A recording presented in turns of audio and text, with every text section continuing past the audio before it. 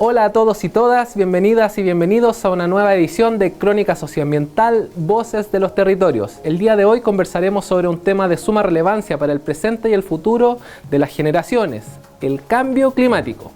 A nivel internacional, el 2019, es un año crucial para las decisiones que se tomarán de aquí a futuro en relación al cambio climático. Chile será precisamente el país anfitrión de la Conferencia de las Partes número 25 sobre Cambio Climático de las Naciones Unidas, o más conocida como COP25, en que representantes de 197 países asistirán el 2 y el 3 de diciembre a Santiago de Chile para negociar los compromisos que los países tendrán sobre este tema. Sin embargo, partamos un poco más de atrás. ¿Qué es el cambio climático? ¿Qué lo provoca y qué relación tiene con las decisiones de los países, de los estados? ¿En qué nos podría afectar a nosotros el cambio climático? ¿Por qué es necesario hablar de este tema con tanta urgencia? Este tema lo conversaremos hoy en profundidad en esta nueva edición de Crónica Socioambiental, Voces de los Territorios. Bienvenidas y bienvenidos. Muy buenas noches, ¿cómo están ustedes? Bienvenidos a un nuevo capítulo de Crónica Socioambiental, Voces de los Territorios. El día de hoy, como dijimos en la introducción, veremos un tema de suma relevancia para nuestro país y de mucha contingencia a nivel internacional, que es el tema del cambio climático. Y para eso tenemos a dos invitadas en nuestro panel que nos van a acompañar y vamos a profundizar sobre las distintas variantes que tiene este tema. Pamela Po, ella es cientista política y magíster en sociología y es coordinadora de política y regulación de la ONG Chile Sustentable. Bienvenida, Pamela. Muchas gracias. Gracias por venir. Y Caterine Maya, que ya es parte de nuestro panel integrante de Modatima, del equipo técnico de Modatima. Ella es ingeniera sanitaria y también parte de este panel permanente de Crónica Socioambiental. Bienvenida. Muchas gracias por la invitación.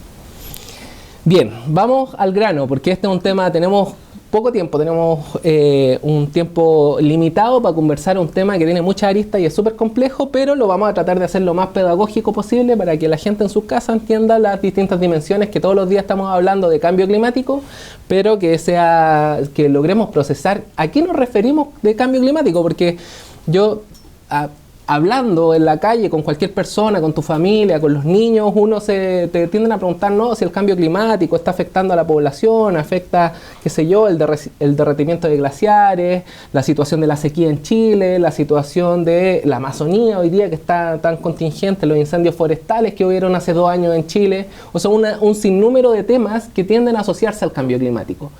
Pero en términos simples, cuando hablamos de cambio climático, ¿a qué nos referimos? ¿Qué estamos hablando de hablar de cambio climático cuando parecieran que son hechos muy aislados? Un incendio allá, un derretimiento de glaciares en los polos, el aumento de la temperatura, la sequía en la zona central de Chile. ¿Qué es el cambio climático y cuál es el contexto en el que nace, Pamela, Caterine? A ver, el cambio climático, primero hay que hablar de que el proceso de efecto invernadero es un proceso natural de la Tierra. Por lo tanto, se reflejan los rayos del sol, ¿cierto? Se guarda cierta calor o energía, por decirlo así, y esta rebota y sale hacia afuera, ¿cierto?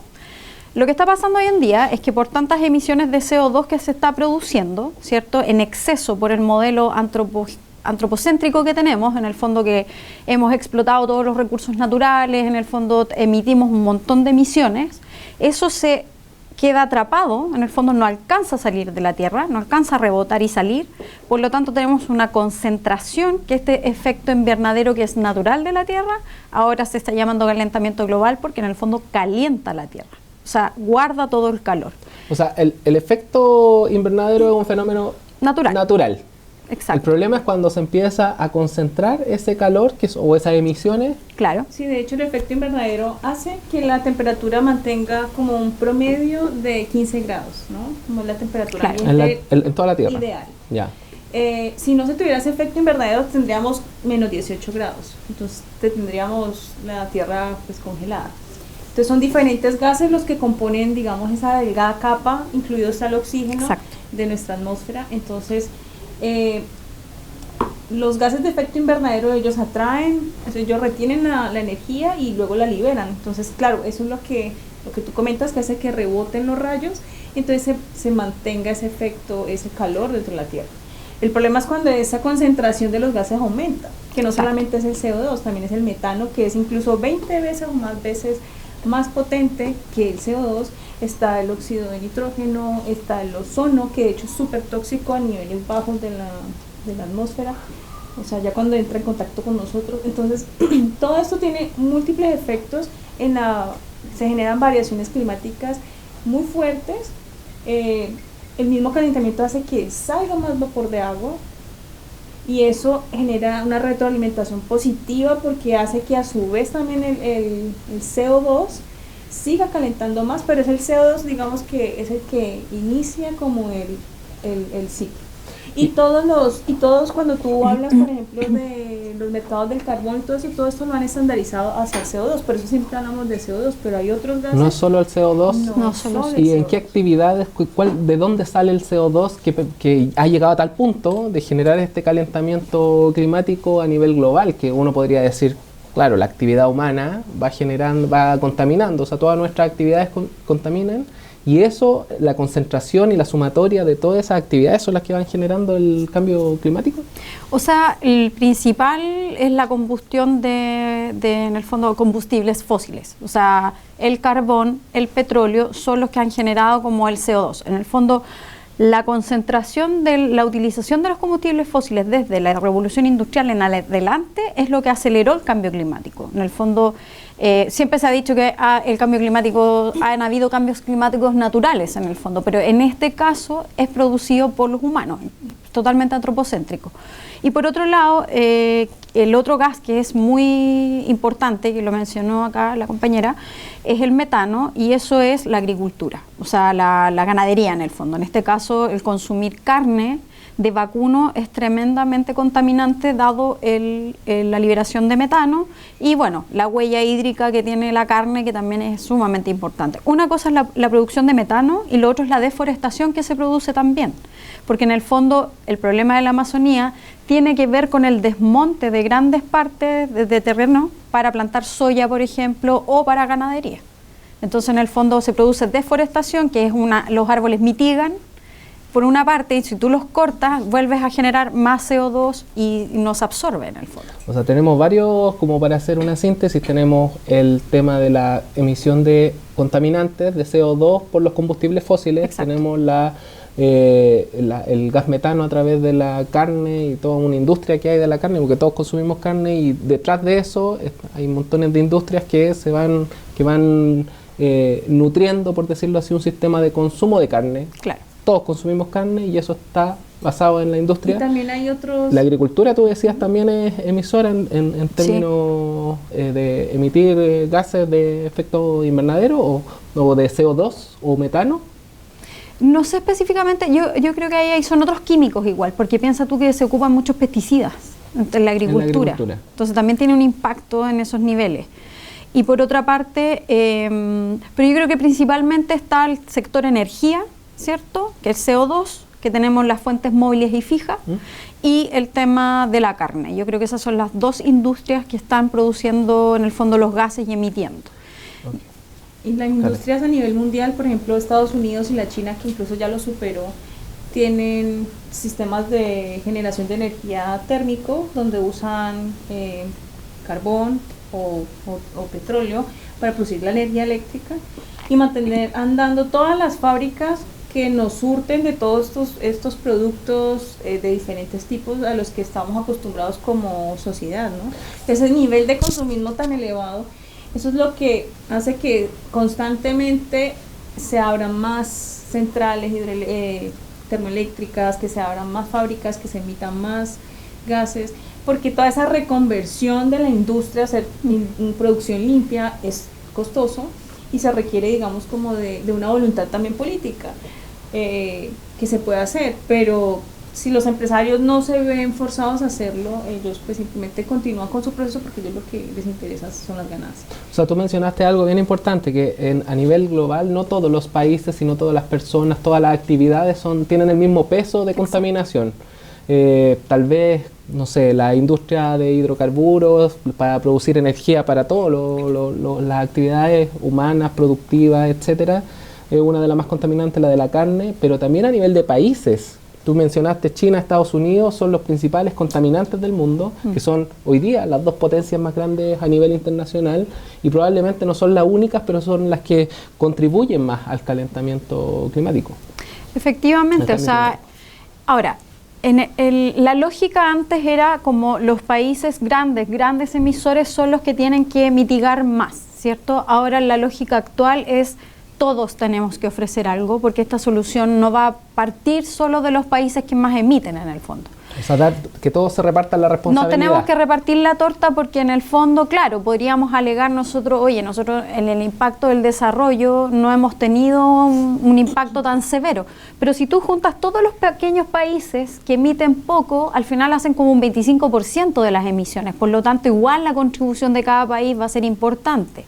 Ahora, en el caso chileno, nosotros efectivamente emitimos poco, pero somos uno de los países más vulnerables ante el cambio climático. Que es otro tema. Que ese es otro tema, entonces... Aquí está quienes generan y quienes son más impactados. Entonces los que generan más son los países más grandes, las potencias más desarrolladas y tal vez hay un acumulado, o sea, de hecho hay un acumulado histórico. Eso significa que para desarrollarse ellos han tenido que contaminar más frente a los países menos desarrollados que han contaminado menos y porque sus industrias son más pequeñas, porque sus etcétera. O sea, la problemática es que los que van a sentir los mayores impactos del cambio climático generalmente son las sociedades, digamos, más pobres, porque de una u otra manera las personas que tienen más recursos tienen más acceso a otras cosas, pueden moverse, pueden desplazarse. Entonces todos estos cambios de, no sé, que el desierto sigue avanzando, que las precipitaciones empiezan a disminuir en ciertas partes y aumentar en otras, generar inundaciones, generar todas estas catástrofes que ya estamos empezando a ver, las quemas de los bosques,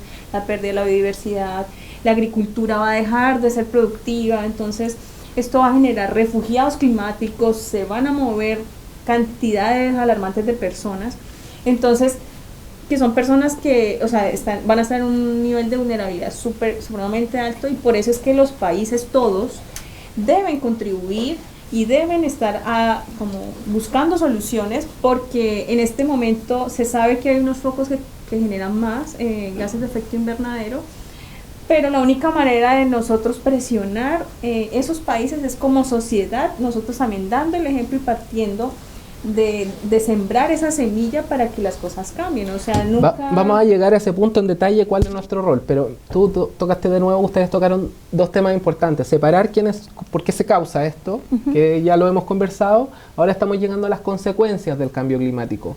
¿Quiénes son los afectados del cambio climático? Caterina acaba de decir que son las poblaciones más vulnerables, los países más pobres en general.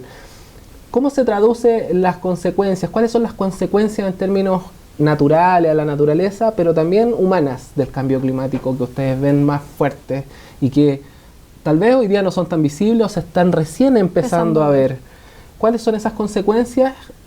Primera pregunta. Y segunda pregunta, aquí en la ciudad, en Santiago, en Valparaíso, en Concepción, en las grandes ciudades o en las ciudades más medianas, a una persona que vive en la zona urbana, ¿va a ver también esas consecuencias como las personas que viven en países más pobres o más, qué sé yo, más cercanas a los mares que van a subir?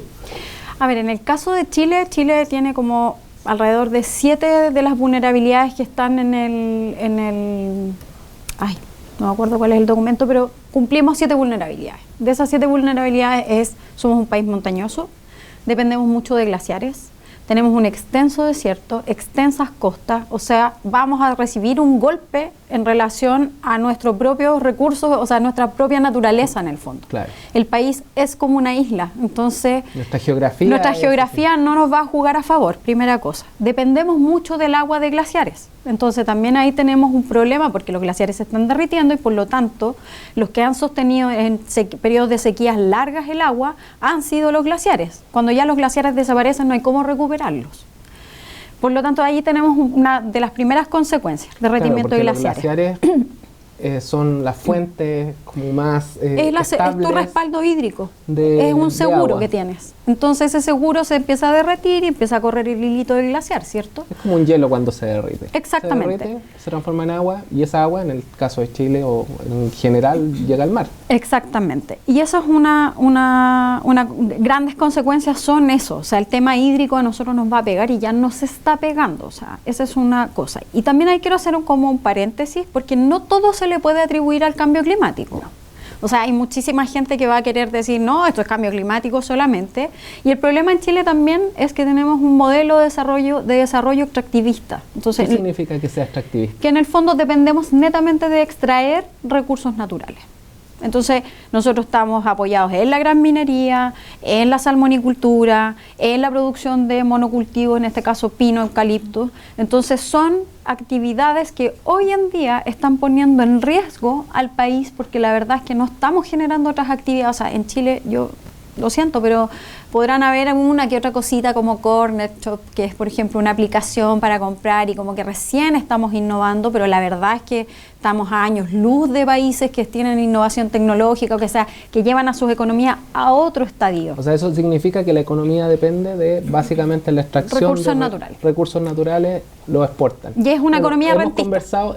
hemos conversado en otros capítulos que al final la economía, el hecho de que Chile dependa de la extracción de recursos naturales es como una cadena, porque no procesamos los recursos, no procesamos los minerales y vienen los chinos y vienen los qué sé yo, los estadounidenses o las corporaciones, las empresas grandes de Estados Unidos, se llevan el mineral y ellos después lo devuelven en objetos, Exacto. lo industrializan y lo devuelven. Y nosotros se los compramos mucho más caro y pasa lo mismo con los pescados y pasa lo mismo con los alimentos y pasa lo mismo con la madera.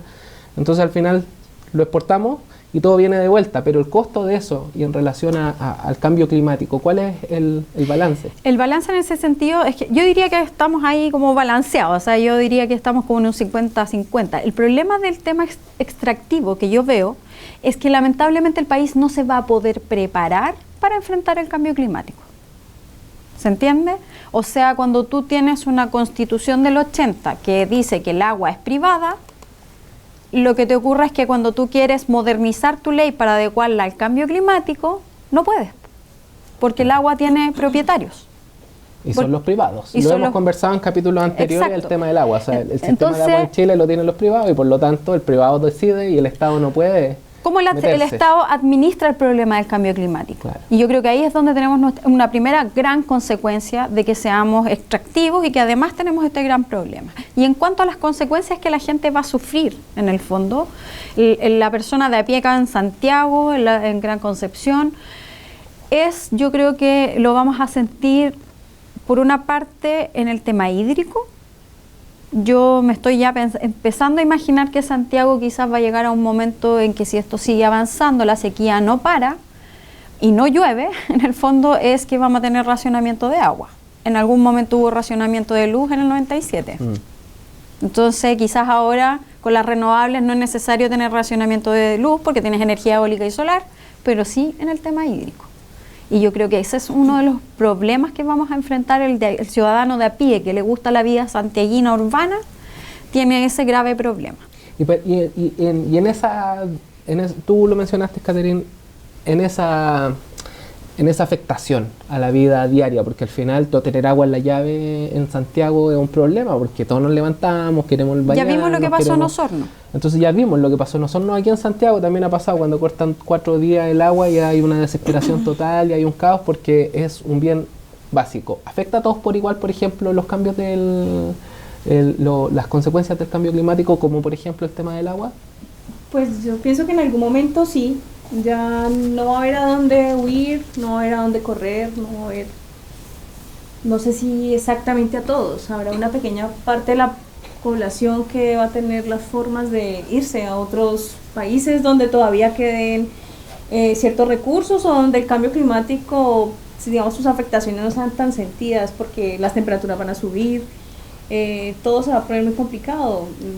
Entonces yo pienso que va a haber un momento donde el nivel de la temperatura del planeta va a subir tanto que vamos a estar afectados todos. El punto aquí es que hay unos afectados inocentes que es, digamos, todos los ecosistemas, todas las especies que se están perdiendo y que se siguen perdiendo, y que eso genera todavía esa retroalimentación positiva hacia que se siga recalentando más el planeta. Va a seguir es como un círculo vicioso. Es un círculo vicioso. El desierto va a seguir avanzando. Entonces, uno de los efectos que también se va a generar esto es que al estar, por ejemplo, la selva, los bosques en periodos de estiaje, de sequía muy prolongados, digamos que la madera va a estar y la hierba va a estar más propensa a que, si se genera un incendio, sea natural o provocado, que generalmente son provocados, tomen magnitudes gravísimas. Entonces se va a convertir, por ejemplo, un bosque como el Amazonas en sabanas y posteriormente en desiertos. Entonces eso es lo que va a ir. Pero eso en un plazo de ¿cuántos años puede llegar a pasar? Mira, lo que pasa es que los modelos dicen que 20 años, 40 años, pero nosotros, por ejemplo, nunca nos imaginamos ver un incendio, un mega incendio a nivel continental como lo que acabamos de ver. Entonces, y ojo que hay un incendio similar en África de la misma magnitud en este momento que en la selva, y en China hay otro similar, o sea, en 3 continentes distintos, incendios de la envergadura como la selva amazónica. Y lo otro es que, como tú dices, no todo se le puede atribuir al cambio climático. Entonces muchas personas están utilizando esto como un caballito de batalla, como una muleta para ellos decir, no, es que esto es culpa del cambio climático. Entonces quieren esa tierra y van y la incendian. Lo que sí genera es que al estar el bosque en ese periodo, digamos, de vulnerabilidad porque no ha llovido, entonces claramente se les hace muchísimo más fácil el trabajo de poder acabar pues con la selva. Y otro de los problemas que va a generar el cambio climático es el cambio en las corrientes del mundo, de cómo se transportan los vientos, y todo eso va a cambiar. Incluso en el momento de las estaciones se van a sentir y van a ser distintas. Incluso ya lo estamos empezando a ver, que el invierno es mucho más cálido, llueve aún menos, las primaveras se adelantan, los veranos son más, la primavera en algún momento se vuelve verano y el verano claro, el invierno del 2019, de este año, acá en Santiago, por ejemplo, en la zona central, con temperaturas, qué sé yo, de 26 grados, son un reflejo de lo que tú mencionabas. Los cambios estacionales, que se nos adelante la primavera, tener, no sé, el 15 de julio o el 20, qué sé yo, en agosto, en pleno agosto, el tema de la temperatura de 25, 28, 30 grados, que son temperaturas de verano, demuestran estos cambios y ya lo estamos viviendo. O sea, la situación se nota que la gente en las ciudades la está empezando a experimentar. En los pueblos también, porque están empezando a ver que sus cultivos ya no son como antes, ya no producen lo mismo, les cuesta muchísimo más, la tierra está más compactada, está menos húmeda. O sea, un punto específico sobre ese tema. Estuvimos hablando hace algunos capítulos atrás sobre la mega sequía o la gran escasez hídrica que hay en la zona central de Chile, desde la 3ª región hasta la 6ª, 7ª región, que se viene viviendo los últimos 10 años.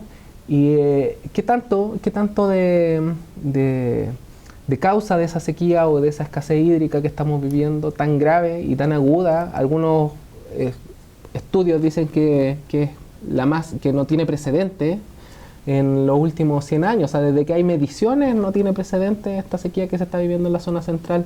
Tiene que ver con las dos cosas que tú mencionaste, Pamela, modelo de producción y cambio climático. ¿Qué pesa más en ese caso? Sí, está bien, cambio climático, y efectivamente no llueve y es difícil que se recarguen los acuíferos y es difícil que se llenen los embalses, que hay tanta gente que pide embalse en el fondo. Pero esto tiene que ver también, la gravedad y la mala administración de este tema tiene que ver con el modelo de desarrollo. O sea, yo creo que ahí no podemos cegarnos en que eso tiene que ver. O sea, ¿con modelo de desarrollo te refieres a extractivo? O sea, si tú tienes minería en la zona central y están sacando miles de litros por segundo, o sea, en este caso la minería no ha parado su faena, siguen sacando agua. Entonces, yo lo que planteaba hace unos días es que lo que debiera hacerse es limitar la actividad productiva. O sea, tú no puedes producir 100 toneladas si en el fondo la gente no va a tener agua para beber. Es una locura en el fondo. Incluso ahí uno podría ir, ya metiéndome un poquito en lo legislativo, es como la reforma al Código de Agua, si estuviera aprobada, estas cosas se podrían hacer. El tema está en que llevamos una discusión de 8 años, entonces hay los poderes como la industria en el fondo y los poderes fácticos del país no quieren que esto cambie. Entonces, las grandes industrias. ¿Qué grandes industrias, por ejemplo? La minería, la gran agricultura. O sea, la gran agricultura además debiera ir, por ejemplo, entrar al sistema de evaluación de impacto ambiental. ¿Cuánta agua va a utilizar?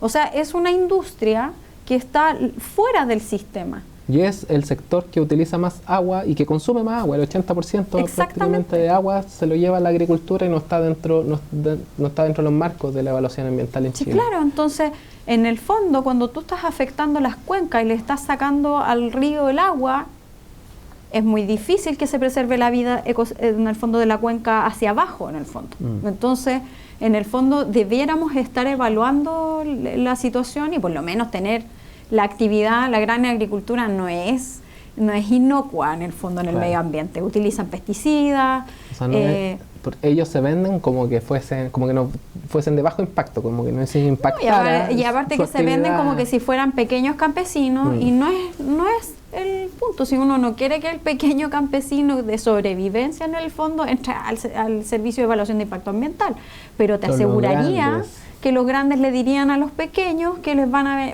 como pasó con la reforma al Código de Agua, que les decían que les iban a venir a quitar el agua. Entonces la gente está totalmente en contra con la reforma. Lo atemorizaron. Porque les metieron miedo en el fondo. Claro.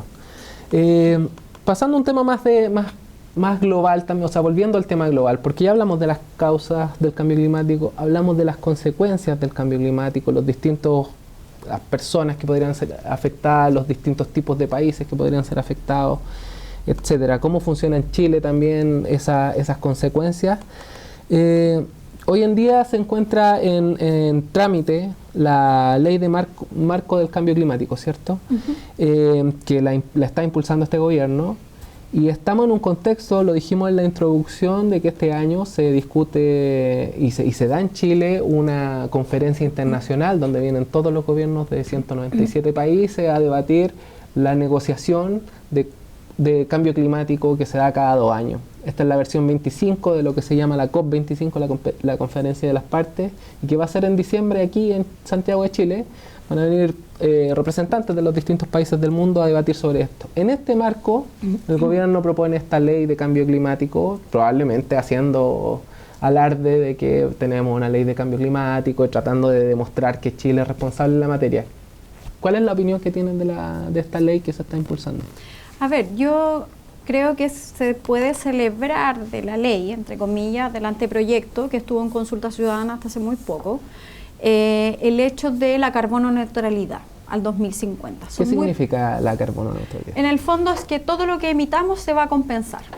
O sea, toda la contaminación se va a compensar. Se va a compensar con mitigación, claro. O sea, todo lo que mitigación. Si tú en el fondo tú emites 100, mitigas con 100, es neutro. ¿Y cómo lo van a mitigar? Con plantaciones de árboles, en el fondo con bosques. El tema es que ellos están proponiendo plantar pino. Bueno, ahí está el debate. O sea, yo digo, lo que yo puedo celebrar, entre comillas, es la carbono neutralidad como un mensaje, ¿cierto? Claro que o sea, porque en el fondo el gobierno se está comprometiendo con un tema internacional. O sea, yo no creo que están jugando con el tema, sería muy ridículo, un disparo en los pies en el fondo que un gobierno entrara a jugar con aquello. En el fondo en la política pública creo que es innecesario. Y eso hasta ahí nomás me quedo, porque el proyecto en sí lo que viene a hacer es ordenar lo que ya está. En el fondo, dónde están las reparticiones, en el fondo, dónde se está viendo todo lo del cambio climático, lo que viene a hacer es juntar todo lo que ya hay y lo junto en un proyecto de ley. Por lo tanto, yo creo que el proyecto de ley se van a quedar cortos. No les va a dar, en el fondo, para generar así como una administración del cambio climático. Y eso tiene un problema previo, que yo ya lo planteé un poco. La Constitución del 80 y los grandes códigos que te administran, entre comillas, recursos naturales y la gestión de la producción, en el fondo del desarrollo, está ahí el problema. Entonces no como vas a las poder... leyes mineras, el código minero, la el ley de energía y electricidad, el código de agua, el decreto del 701, que es de fomento forestal. Entonces, si tú no cambias el modelo, va a ser muy complejo poder administrar el cambio climático, y una ley de cambio climático no te va a salvar en el fondo. Entonces ahí es donde yo creo que tenemos un grave problema. ¿Y cuáles son los compromisos que un país como Chile se podría comprometer para aportar a la mitigación o también a la adaptación? Bueno, adaptación es una cosa, o Mira, a mitigar el el tema cambio es que climático. ya Chile ya ha firmado tratados internacionales como Tratado contra la Desertificación, de protección de la biodiversidad, de cambio climático, pero no están cumpliendo, porque no sé, no lo sienten vinculantes, porque son tratados internacionales, pero el tema es que la única forma como Chile o cualquier país pudiera, digamos, ser presionado para cumplir es que el mismo comercio internacional y el mismo derecho internacional lo presione. Digan, bueno, usted firmó esto, usted tiene que cumplir porque si no va a empezar a salir de estos mercados o va a tener que pagar ciertos impuestos. Pero para eso se requiere que estos tratados tengan esas obligaciones. O sea, es que de hecho ellos se comprometen a nivel internacional y de hecho para esto han sido las COP, ¿no? Las cumbres climáticas.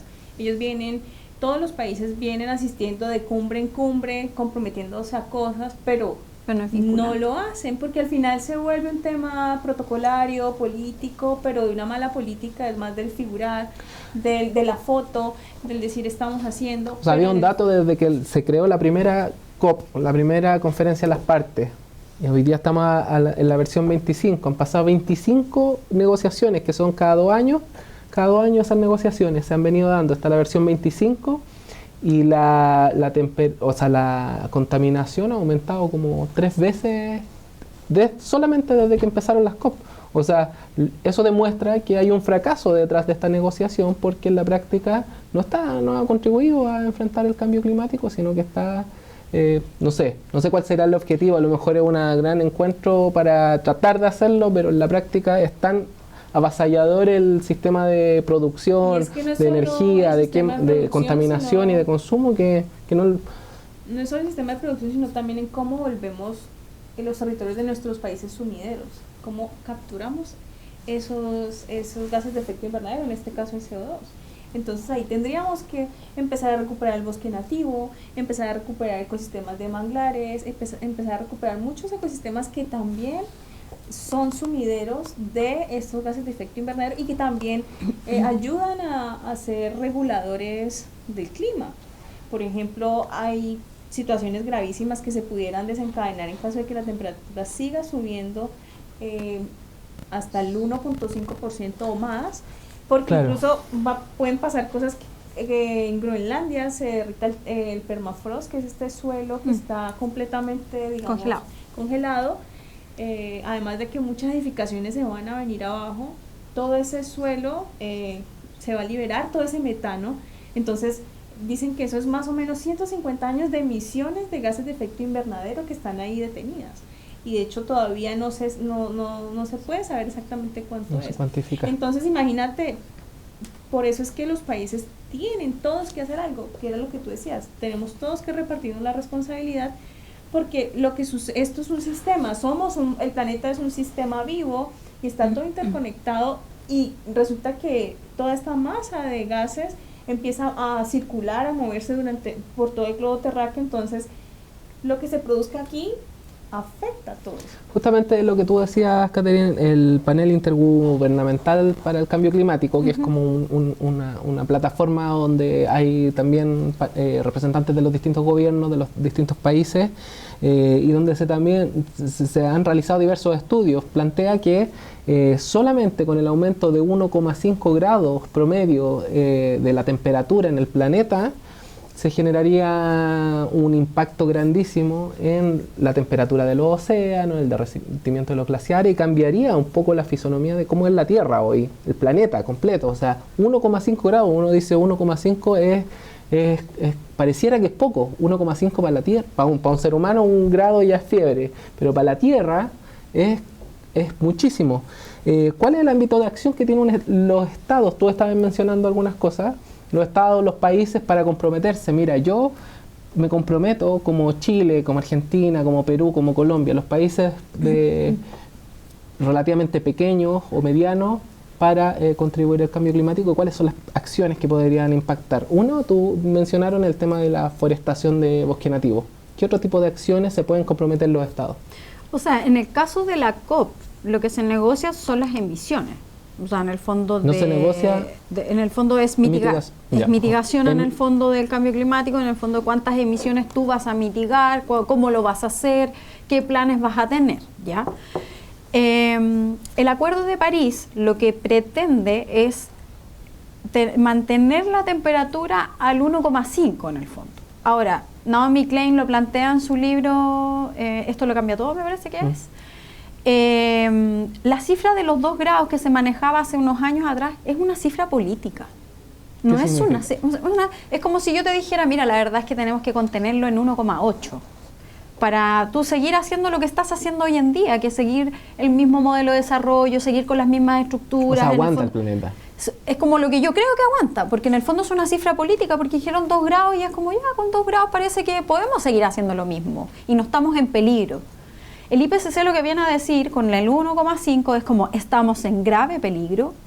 Si no mantenemos la temperatura al 1,5, esto se nos va a ir a la crema. O sea, lo que dice que el máximo es el 1,5, exacto, el tope, y que por lo tanto hay que mantener ahí a raya, ¿cierto? Incluso con ese 1,5 ya los polos se van a derretir enteros. O sea, prácticamente el polo norte va a estar casi que completamente derretido cada 10 años. Entonces, exacto. Y tenemos que toda esa biodiversidad se va a perder y todos esos cambios en el mar. Exacto. Y tenemos un problema más grave aún, que el Acuerdo de París, si todos lo cumplieran, digamos que así haciendo política ficción, todos cumplen, igual sube la temperatura a 3,5. El Acuerdo de París que fue también en el marco de una COP, o sea, la COP la del 2015. La del año 2015, la COP 22.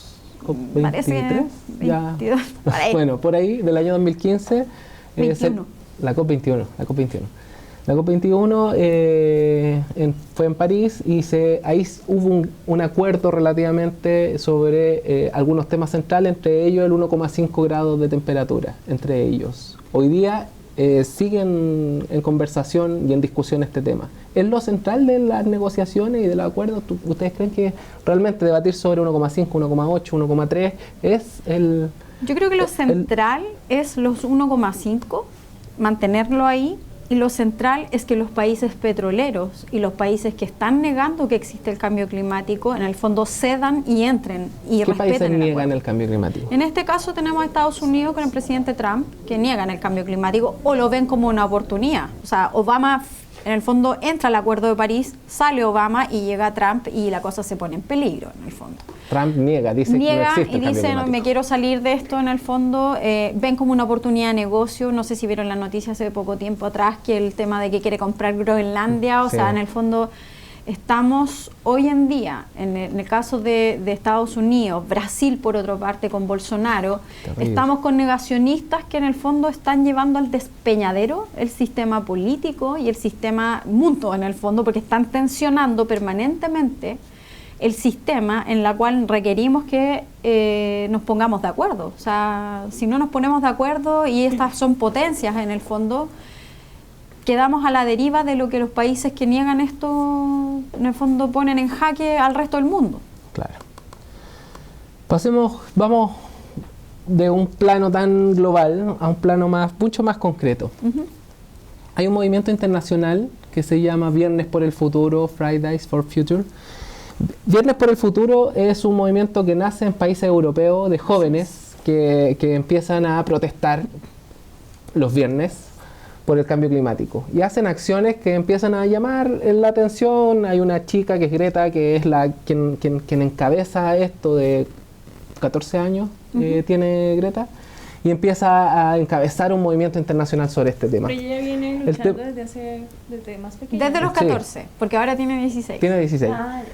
Y este tema empieza a prender en distintos países del mundo y llega a América Latina. En Chile hay una versión de Viernes por el Futuro y esto marca como un cambio hace un clic en los movimientos sociales que vienen hace rato instalando el tema, los distintos temas ambientales en Chile, incluyendo el cambio climático, pero viene a dinamizar un poco, porque son jóvenes de 14, 13, que uno pensaba que están en el colegio estudiando, no, están empezando a movilizarse y están generando un movimiento.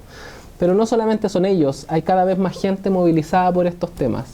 ¿Qué creen ustedes, cuál creen ustedes que es el rol de la ciudadanía, de los movimientos sociales, de la gente que está en sus casas, escuchando de temas internacionales, que Estados Unidos, que el rol que tienen, que son los más contaminantes, o que el gobierno de Piñera no se comprometió porque tiene una ley muy débil, pero a la gente a lo mejor no le hace sentido cuando es algo tan lejano? Acerquémoslo aquí, a nuestros pies.